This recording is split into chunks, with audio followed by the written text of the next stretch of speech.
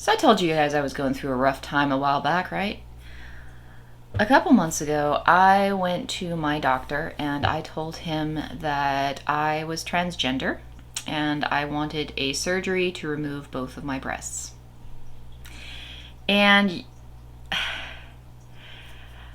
I really hate the way that people perceive the word transgender. It's a very charged word. A lot of people have a lot of ideas about what that means.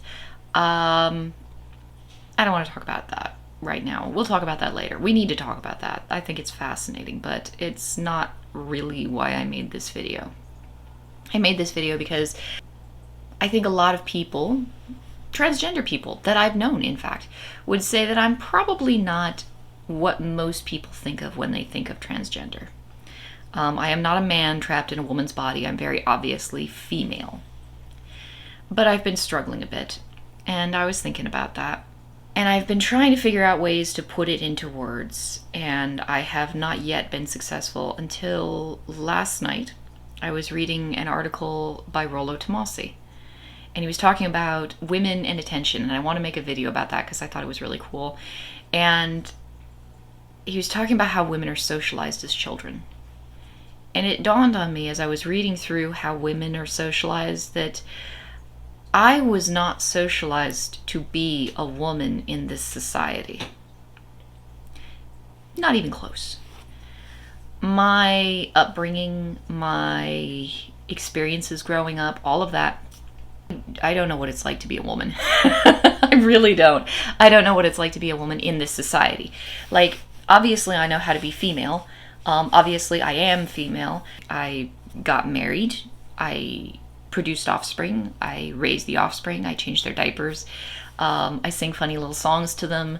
I cuddle them and hold them, and I clearly behave as a female of my species.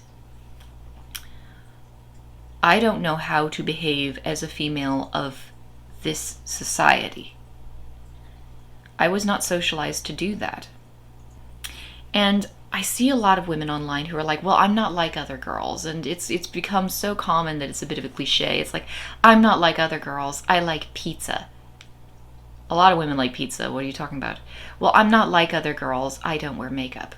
I don't wear makeup, but a lot of women don't like wearing makeup. It's weird smearing something that feels like mud on your face. Like, you have to get used to it, and not everybody's patient enough to get used to it, and it's really bad for your skin too. But yeah, the I'm not like other girls speech, it's cliche. When I say that I was not socialized to be female in my society, to be a woman in my society, what I mean is that I was not socialized to behave in any of the typical feminine ways women in our society behave. Like, I mean that I was punished for these behaviors when I exhibited them, to a degree that I started actively at a very early age trying to dampen any of these behaviors because I knew they were bad. So I'm going to make a video about women and attention, and I'm going to talk about how, because, I mean, Tomasi is always like, well, attention is the coin of the realm in girl world. I think that's actually a direct quote. Tomasi tells people that women love attention. And so, I mean, I have a YouTube channel, and I'm constantly being scolded by random assholes on the internet. Well, you're just an attention whore. How am I an attention whore? Because I have a YouTube channel? So if I had a dick, would I still be an attention whore? Or is it just the fact that I'm female while simultaneously having a YouTube channel? Because I think that's the only issue there. It's the fact that I don't have a dick and I have a YouTube channel. If I had a dick, I wouldn't be an attention whore, now would I? That's how it all goes. Everybody assumes women want attention. I want to make a whole video about that because I was not socialized to behave like a normal woman in our society. I'm sure there are other societies where I'd fit in better as a woman in some ways, and then probably worse as a woman in other ways. I love manual labor. I love working. I love working. And I like working with men. So, any society where you could just throw me in a group of men and make me work like a man and pretend that I was one of the men, I'd be happy. I'd be happy. But Um, it doesn't always work like that. And I know a lot of women are like, well, I like hanging out with guys. I'm not like other girls. Um, I'm sure there are a lot of women who, in this world, were not socialized to be women in our society. Because everybody's got this, like, one of the things about Tomasi that I think is fascinating is that he's right about a lot of stuff. But even Tomasi will acknowledge it doesn't work that way all the time. There are variables. There are things that can change it. He says that in the book. I think it's like one of those little, it's CYA. He doesn't really seem to mean it because he keeps repeating the same stuff again and again and again. If you listen to his podcast or his YouTube channel or whatever, if you read through his books become very repetitive very quickly. He says that outliers exist, but then he very quickly skips on from the fact that outliers exist to this pattern that he's observed about female behavior. And it's like, oh, this is how women are. And I mean, he's talked about how women are like this across multiple societies. There are clearly behaviors that are feminine, that I was socialized not to exhibit in any shape or form, and punished if I did exhibit them in any shape or form. And I'm sure there are other women, like, it's funny because I do get along with other women sometimes. And I look at the women that I get along with and it's like, I knew this one woman, she's fantastic. I haven't seen her in a long time because she moved to Alaska. And she's tough. She's one of the toughest human beings I've ever met, male or female, one of the toughest people I've ever met. She got into a motorcycle crash and her body got crushed. And large portions of her skeleton are now titanium. They told her she'd never walk again, and when I met her, she was walking all over the place. She opened up a business for herself because she needed to support her family. She was a really tough lady. She was raised by her father, and she didn't like her mother at all. Her mom was kind of selfish, kind of narcissistic. Her father was a really good provider and good caregiver, and so, she grew up her dad's kid. And she wasn't socialized to be a woman because she kind of didn't have a mom. And she and I get along so well. She's such an awesome person, and I admire her so much. But she's really not like a human being that you would say was socialized to be a woman. She wasn't. There's a lot of her that's very, one would say, masculine in a good way. It's not like she's butch or anything. Love her to death. There are plenty of women in this world who are not socialized to be women. Whatever the fuck that means. But it is just, I think it's probably valuable to give you guys just kind of an idea of how deeply not socialized to be a woman I have been in my life. So, my mom, actually my grandmother. Let's start with my grandmother. My grandmother was a very, very feminine woman. Extremely. She was a classic 1950s housewife. From the 1950s. She was brutally abused as a small child. And she only had a third grade education. We think she might have had some small degree of brain damage because at one point she was beaten in the head so badly. And her head was very, very swollen, and that was not so good.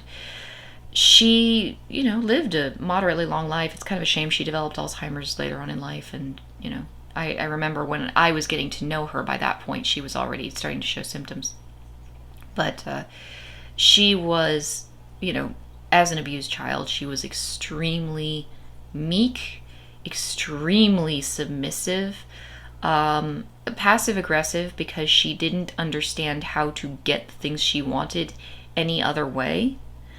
And, she was an okay woman, honestly. Despite her many flaws, and she had many flaws because she had a messed up life. Really messed up. But despite those flaws, she loved my grandfather. She stayed with him until the day he died. She was extremely loyal to him. She cooked him food. She kept the house immaculately clean. She did what a traditional 1950s housewife did. And she did it well because that's all that was expected of women. That was the cliche.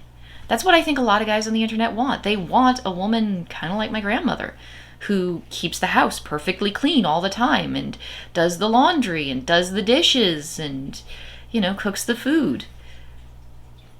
She did all that. She had a lot of problems. English wasn't her first language. She had a lot of problems with her pregnancy after my mother was born. She was like, I don't ever want to do that again. She nearly died in the delivery room, so it was rough on her. But she did the thing. She did the 1950s housewife thing. My mother could not stand my grandmother because my grandmother was pretty fucked up. She was very uneducated. She had never been taught to stand up for herself in any way, shape, or form, so she didn't advocate for my mother. She was passive aggressive and kind of selfish. She didn't know how to ask for what she wanted, so she would kind of just sneak it. And it drove my mother up a wall. And again, my grandfather ended up sort of raising my mother because my grandmother just didn't know what to do with a little kid because she didn't really have a childhood of her own. And so my mother ended up growing up under the care and tutelage of my grandfather, who was a military man, fought in World War II. He got a Purple Heart. I saw it because when he died, my mom pulled it out and she showed it to me. My mother, because of her, she has multiple sclerosis, and so some days she remembers it and some days she doesn't, and it depends on which day you talk to her. She told me that he got it. There was a vehicle that started on fire, and he, I guess, went into the vehicle and pulled out some of the men who were in the vehicle, and was injured in that process. I don't know how true that is because my mom can't remember things anymore, and so a lot of the family stories get lost. I try to record them, and I ask her multiple times at different days so that if her memory is fluctuating, I can kind of try to pin down what really happened to the best of my ability so that I can carry those stories and tell them to my children. But yeah, Grandpa was tough. And Mom loved Grandpa. She loved him, and she grew up pretty tough herself. She was obviously, like most women in our society, influenced by feminist ideas. She considered herself to be a businesswoman, and she took business classes and listened to what her college teachers taught her. She wanted to be very educated because she hated that my grandmother was so poorly educated. My grandmother barely knew how to read. And so my mom, she learned how to read. She got a master's degree. And she basically crafted herself to be, as much as possible, the opposite of everything that my grandmother was. Where my grandmother kept the house immaculately clean, my mother couldn't seem to keep anything clean. Where my grandmother was not well educated, my mother was highly educated. Where my grandmother was extremely feminine and passive, my mother was loud, barky, and aggressive. They were polar opposites. Because my mother hated my grandmother quietly. She loved her. But she also hated her. And then I came along. And I look like my grandmother. And I act like my grandmother. And everything about me reminds my mother of my grandmother. I was very feminine, very passive, very meek, which is very easy to do when you have a loud, barky, aggressive mother with a bit of a short temper and, not a really high tolerance for bullshit. And I was scolded for being passive, and I was scolded for being too feminine. I was told that if I was too submissive, I was being weak. My mother told me to stop acting helpless. all the damn time. I see myself doing it with my kids, and I'm kind of like, well, do I want to not do that, or do I want to continue doing that? Because it's like, I will raise children who are very independent, and that's a good thing. But I don't want to be too harsh about it, because I know what that can do. Balance in all things in life, yeah. Yeah, no, my mom, she did not like me acting helpless at all. I didn't want attention growing up. Like, I'll talk about that in the attention video when I make it, but I didn't want attention growing up because attention was usually negative, and I didn't really want to be in trouble.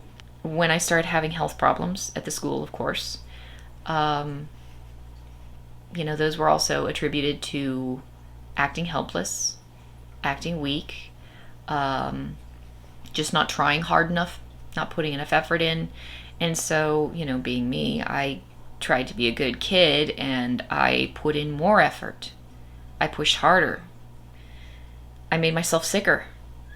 I tried to develop a tolerance to being sick and made myself even sicker. I pushed my body as far as I possibly could, again and again and again, even though it was excruciating. Because, I mean, that's what you're supposed to do, right? That's how you're supposed to be, right? Like, how else are you supposed to act? How else are you supposed to be? When you're a kid and something fucked up happens and it's all you know, that's all you know. It's kind of hard for a kid to wrap their head around the fact that something fucked up in their life is not normal, because they don't know what normal is. They don't have a concept for it yet. That's something you develop when you're older and more mature and, going to years and years of therapy. I wasn't socialized to be a woman in our society. I wasn't socialized to be a man in our society either.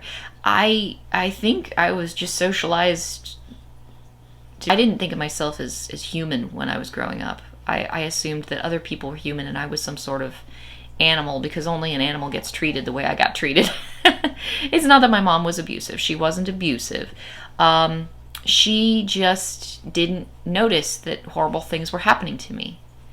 And then when I acted cowed and beaten and depressed about it, she told me I was acting helpless. And then I'd go to school and my teachers would tell me I was imagining my symptoms and it was all in my head and I needed to just snap out of it and be like the other kids. Imagine that you have a group of children and you strap weights onto one of the kids. Big, heavy weights, so much that they can barely walk. And then you tell all the kids to do all the normal tasks that kids do, but one kid has these weights, not allowing them to take the weights off. They have to live like that. All the other kids are going to move faster than that kid. All the other kids are going to play harder than that kid.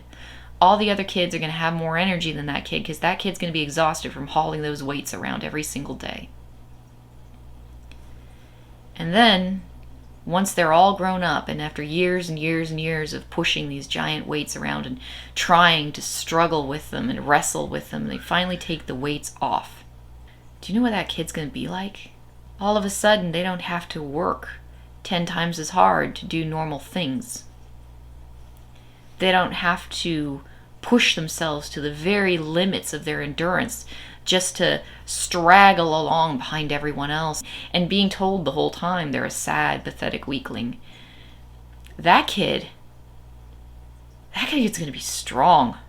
But they're not going to be a normal kid now, are they? You take those weights off, they're not going to just instantly bounce back to happy normal, are they?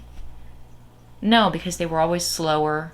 They were always tired. They were always just a little bit behind. No matter how hard they worked, they just couldn't run as fast as the other kids who didn't have weights strapped to them. You take the weights off that kid, the only thing that they're going to know or understand is you run at top speed. And no matter how fast you run, you're still not running fast enough because everybody else is going to run faster. You work as hard as you can. You push as far as you can, because no matter how hard you push, everyone else is going to push harder. You teach that kid for, 18 years. This is what life is like. Everybody else is going to be able to do effortlessly what you have to work so hard to do. And then one day, magically, you take the weights off. I don't think that kid's gonna act like a normal kid. Like, it doesn't work that way. I don't work that way. I don't think that way.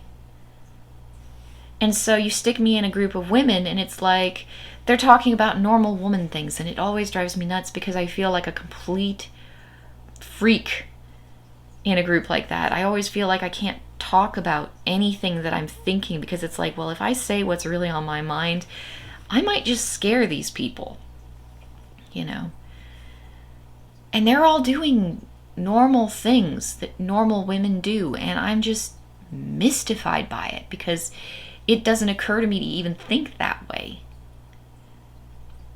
You stick me in with a group of guys, and it's like I understand them a little bit better. And it's not because I was socialized to be a man, but because men are taught from a very young age to be independent, to be self-sufficient, to push themselves toward excellence, to not be discouraged by their weaknesses and to instead push past those weaknesses. For a little kid who grew up being tied down with weights all the time and told that every single time I didn't keep up with everyone else, I was some sort of a failure and a disappointment. You know what? Men make sense to me.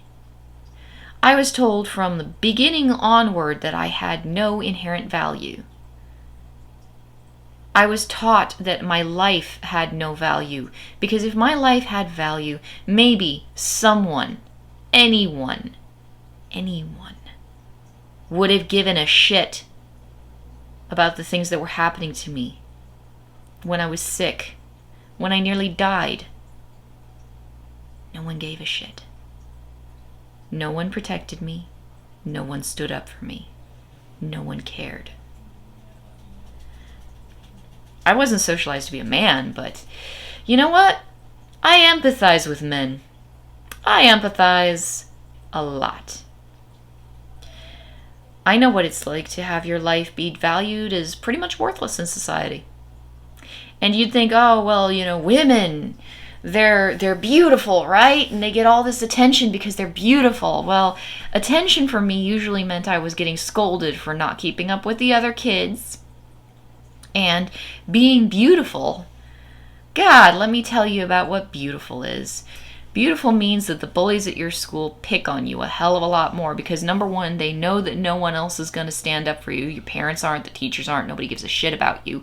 And number two, you're pretty and they kind of like you and they don't know why because you're all sort of prepubescent, and so they just pick on you relentlessly. They throw bugs in your hair and they grab your stuff out of your desk and throw it all over the room so you have to go and clean it up. And they push you and shove you and threaten you and try to make you scared no matter what, little thing is going on. They try to scare the shit out of you. They shove you around in the hallways. They spill your food while you're trying to eat. And they do it without repercussions. And then when you go and complain about it, like, hey, why is he always doing these things to me? Well, he thinks you're pretty. Oh, okay, so that's what pretty is. Pretty means that I get treated like shit. Wonderful. Fucking wonderful. Can I give it back?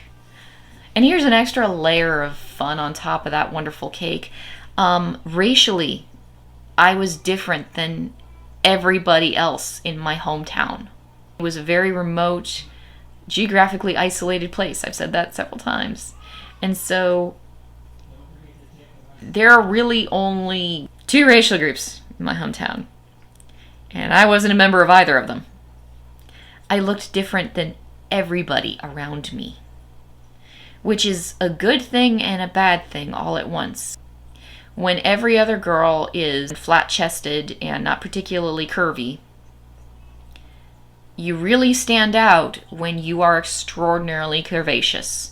Huge boobs, huge butt, tiny little waist. you stand out. And if you want attention, well, that's great. That's wonderful. But if you don't want attention and you just want to be a normal person living a normal life and you hate the fact that you don't look normal, is it really any wonder that I went to my doctor and said, can you just cut my tits off? Can you just get rid of them? And then, to add the cherry on top of that shit cake, I have to deal with morons on the internet who are like, well, you're a woman, so...